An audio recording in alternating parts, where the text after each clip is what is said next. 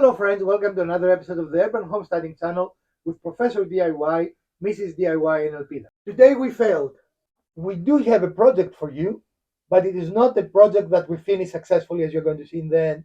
However, we did demonstrate that this is a good approach to do this specific project, and we actually tell you our mistake. We show you what we did wrong, and if we have not made the mistake, ladies, this would not have been but a couple of hours project. Would you agree? Without the final finish, yes. Right. Yep. And without sanding, maybe. Right. But in any case, we're going to show you what we did right. We're going to show you what we did wrong. We're going to show you tips and tricks. So stick around. This is going to be a very good episode. So we're going to start by resawing our two pieces of 2x6, right? Okay. And each of them will become one of the two planar legs. We'll cut it in half, then we'll combine them, right? Sure. So they will become the two parts of the planar leg. So we're going to start by raising our blade and see that we're approximately at least in the middle or a little more up. And then we're going to resaw. I think that should be there, right? Maybe a little bit higher. High tech. Okay. High tech measuring there. Yep.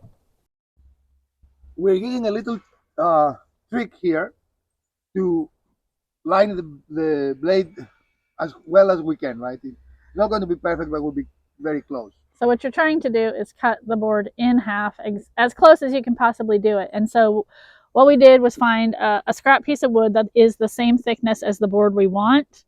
Then we set the blade, cut it into a certain depth so that we could see how far it's going. And then to test whether it's actually a 50% cut, we came around to the other side where the riving knife is, flipped it over. So now this is one side. And then now you can flip it over and see that it fits the same way. So they are exactly the same here and here. And you can see that. And so, whoop, again, you can see that they're the same size. So that tells us we're really very, very close to being 50%. Right. And being able to cut this board in half. So now we use the scrap to find that out instead of messing up our good wood. So now we're ready to cut the good wood. Again, and this is just a little tip. It doesn't cost us anything, right? Tricks and trips. Okay, tricks and tips. So we started with two boards that they are 2x6 remnants, right? Mm-hmm. And now we have four boards. Can you help, please? That are all the same thickness, right? And as you can see, they look pretty darn good, right? Yep, they do. Actually, this would be a great bookmark. Look at that. Mm-hmm. Right? We'll do a little standing and we're going to move on. There are many tools that you can use here to make this cut, and I use a jigsaw because it is a tool that commonly most homeowners and DIYers would have. You can also use a router, which would be my preferred tool as it makes a much cleaner and better cuts. I just wanted to demonstrate that you can use a jigsaw and that if you make a mistake, it is not a big deal. It is easy to correct. You do not have to be perfect. So again, use whatever tool is available to you. A bandsaw will also work, as would a scroll saw. Use whatever you have. The line as much as you can, but if you cannot stay right on the line, it is better to be wider than narrower. In other words, go to the outside the line, not inside the line, because you can use sanding or any other method to get back to the line if you need to, but if you go inside the line, you won't have any real way to correct it. As you can see here, we are staying right on the line. We're having a really good cut. And as long as you go slowly, you can see here I'm going very slowly, the jigsaw can generate a very, very nice outcome. And here you can see the mistake I did not notice. Here is the knot. So we need to connect our two pieces, and we're going to use pocket screws for this, right?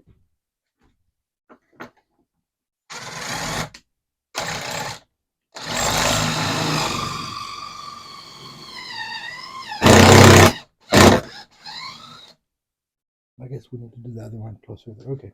Mm-hmm. So now we're adjusting because we got a wider board. We're going to do the second hole further out toward the end of the board.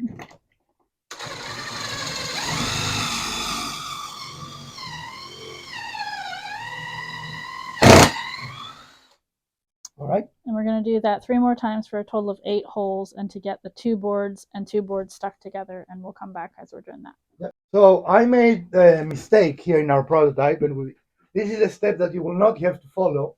That's why we're telling us our mistake. I was not paying attention when we make our circle, and the weakest part of the whole design is a notch. And because we're really lucky that way, it's on both sides. And that's because we ripped these boards, and because we didn't pay any attention. And they are mirror images.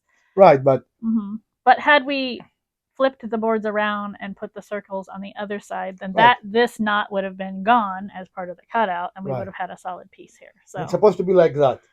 Yeah, it's supposed to look like this. So if we don't save this for some reason, we might have to do this again. But in any case, this is not a step we're showing us our mistake. We're trying to save our step because ultimately all the pressure will be in this direction. So there will not be sideways pressure, which is a weak point, right? Right. So hopefully we will not need to worry about it, or I might need to reinforce it somehow. But if you're looking at your projects and you're going to have small pieces like that, just be aware of where you're lining things up. Totally my mistake. So really just a learning moment for us. Keep it mistake for us. So the base is finished. Again, we made a mistake, as we pointed out, but you see this was a proof of concept for us, so that's why we use dimensional lumber. And really, had we used different lumber, we wouldn't have this problem, right? Right. Because we wouldn't have a knot to contend with. Now the next step is to put a top, right? You cannot have a table without having a top. No? No, that's what. Are you sure? Almost. I think it would balance right there in the middle. You could just put like a really neat coffee cup or a planter or something like there, and you're good. No, but if you don't mess up, you know what you could do is like put a light. Have a small post and put an LED light in the middle, and you know. But anyway, so we're going to make our top, a simple top, so you can get a sense of what is happening. This really should not be a very difficult project. I made it more difficult 2 ways. I did not pay attention that we had knots, right? And they end up in the same point, so they really messed up the whole one leg. And we went for a complex shape, which is a circle. Now I went with a circle because the circle provides more strength now. You see that, right?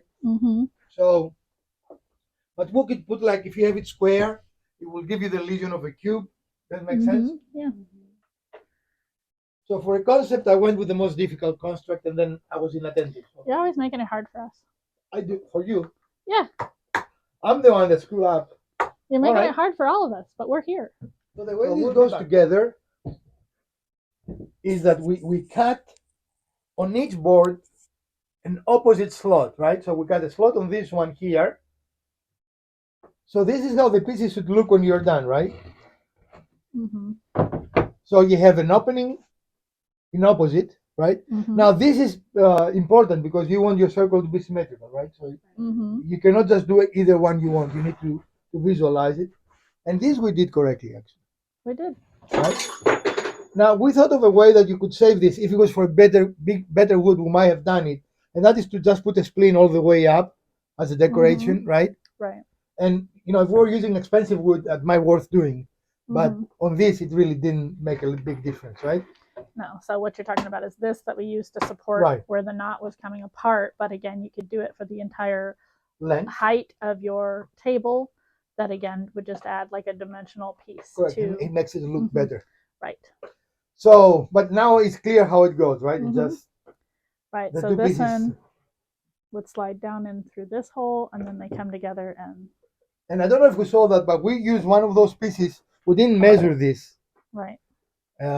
Again, we don't like measuring. So this is the cutout, that one of the half circles, and we just use that because that is the thickness of the boards, and that just helped us. So we use that as our storyboard to set the distance of our saw apart. Okay. But this is solid. See, there is a cut here. And the cut so these two were put together, and what we did was essentially cut out enough on either side of that middle seam that would allow for this opposite board, which is the width of that, to slide in there. And the opposite on the other side. So the bottom piece on one of them, the top piece on the other, and then they slide together. And actually now it is pretty good. It is very secure even with our mistake, right? The problem is that, and because we made a mistake and we're trying to fix it, we didn't take care to even the boards either. This is something you have to do. Mhm. I talked about doing it, but then I made a mistake and I stopped. I didn't do Yeah, it. and it's a prototype, right? We had to. Yeah, this is a proof of concept. But what do you guys think of this though? The sphere. I like it. It's a sphere. Mhm. It does definitely draw your imagination. Mhm. I just thought it would be a neat concept, and I thought it would be an easy build. Ha! 5-minute fan, just like I That's said. right. Yeah. So again, if you take your time, or if you make, we use a jigsaw here because I was trying to make it with tools that most everyone will have, right? Mhm. If you have a router, I would strongly suggest you use a router for this. That being said, once you had dialed in on your jigsaw, so here's the splaining. This particular Black & Decker that we used actually has something called curve control, and so rather than having it on the straight, we actually dialed it in to where it's going to have a lot more ability to go around curves. And once we dialed that in, it actually allowed for the cutting of that circle much better. The cut was much cleaner, and you didn't have as much tear out. And I would suggest not to cut into your Yeah. workbench either. Yeah. And if you can avoid that, that would be a good thing. That was just a little sliver. Makes it more historic, right? Mhm. We remember. Do you remember the time when we cut it to the bench, kind of thing? Yes, we do. Okay. So the next step is to find a top for it, and you can use anything. You can use plywood and then just put a little edge banding to give it depth or width. I guess what is the dimension? Thickness. That one. And do I have anything to demonstrate? So you can make it look. No, is it visible in the camera what I'm talking about? Yeah. So then it will look much thicker if you want to keep it inexpensive. You can use a hardwood as a top. You can use 2x6s, cut them to the appropriate size, right? Mm-hmm. Also, what would be awesome, and you guys can tell me ideas, you can make a circular one. Mm-hmm. Yeah. And that will match very well. Now, this is very unfinished. We didn't sand it, God forbid, because this is a prototype, right?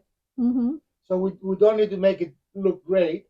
We are going to do it again in the future and have a project that you can put in your house.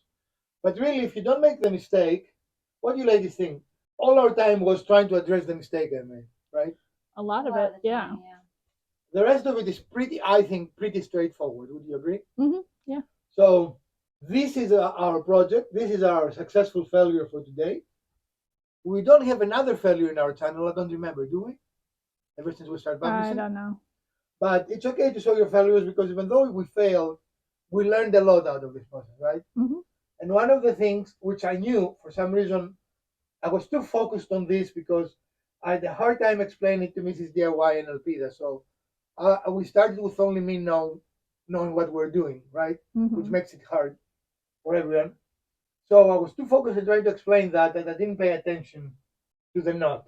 And you should never cut through a knot. That is, we know that is not a new thing.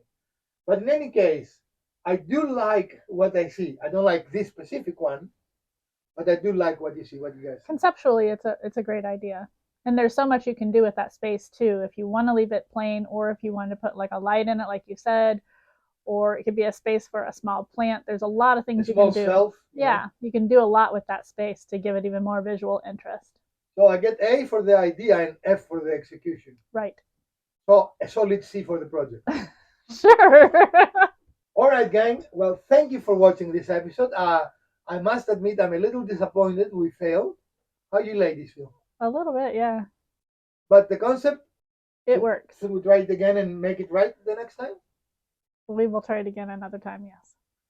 And what I will do different again, I was trying to show that you can do it with a jigsaw, and clearly you can, right? Mm-hmm. But a router will give you a perfect circle if you want a perfect circle. But even that, I mean, the illusion works, right? Yes. Even though the circle is not perfect. So this project had a lot of pocket holes, and in general, you put pocket holes when they're not going to be visible, right? And you just leave them alone. However, in this specific project, that was not possible. Right. That will have to be visible. So what you're going to take is you take a dowel that is similar to the color of your wood. You can buy dowels in any color, in any species, right? And you can buy Craig pocket hole filling ready made, but they're much more expensive. Right. You can buy one of these for about 25 cents. Mm-hmm.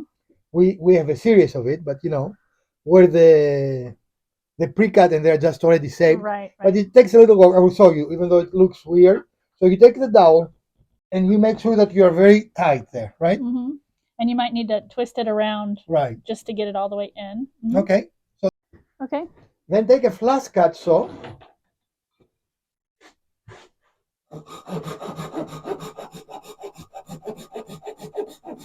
Have your significant other hold you? Okay.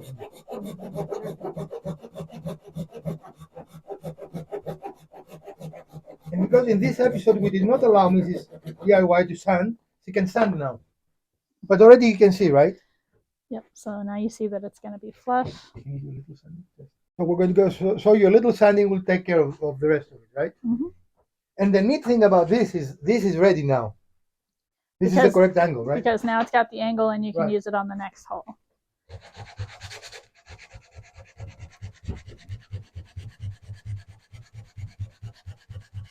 So as you can see, if you are careful with your grain direction and you're careful with the dowel you buy, I think this is a very good result. What do you guys think? Yeah. And the only thing I didn't do, you really should put a dab of glue there, Mm-hmm. So hold it in so it will place. not come out. But otherwise, you can see how nice that's going to fill that space, and you won't have the void. or if you wanted, you can make it a point of interest and make a contrasting wood. What did I cut myself? We don't even know. We don't even know. Try not to cut yourself. This is real. Right. This is the real stuff. It's not ketchup. It is not ketchup. I don't even know which finger is cut. I don't. It's so small. If you saw the amount of blood in the soap, you would think I cut my finger off. That initially we couldn't even find it, right? Mhm. It's like after we cleaned it, it's really on the top of my finger, very, very minor. Hold still. Hold still. Mrs. DIY, however, is a nurse and she insists. So it's a good idea, actually. And our soap is fairly clean. There was no rust on our soap, but it is always a good idea. I think you're off the cut. Don't be telling me how to do my job. I just did because the cut is right there. It's All right, don't hurt yourselves. We hope you enjoyed our little failure. And if you did, please give us a thumbs up. If you're always successful, give us a thumbs down. Share, like, subscribe. Let us know if you like episodes like that and if you want to see any more in the future. From Professor DIY, Mrs. DIY, and Elpida, let's build something together.